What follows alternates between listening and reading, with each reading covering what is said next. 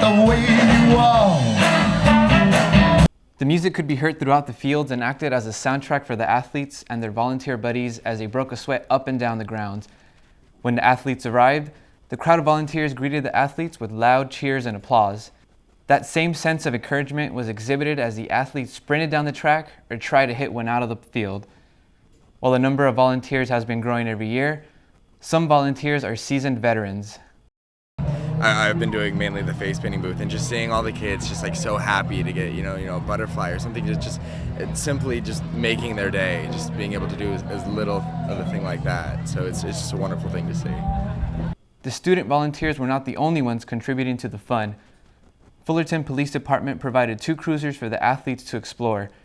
Volunteers and athletes stood in line for a chance to sit on top of an old-timey fire engine.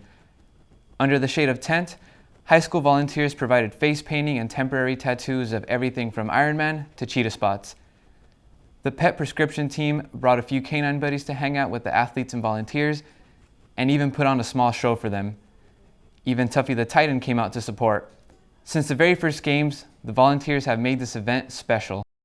And so we started off with one school, Hope School, that's here today, and the former Cal State Fullerton football team. And we had about 120 people, 125 people the first year, and never imagined that it would ever go 28 years and grow to the size this is today. As the sun was at its height, the games came to a close. Some volunteers did their part picking up after all the attendees.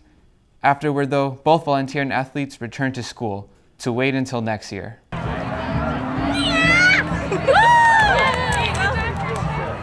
This year's Cal State Fullerton Special Games brought in over 2,500 athletes and 3,000 volunteers from schools around Orange County.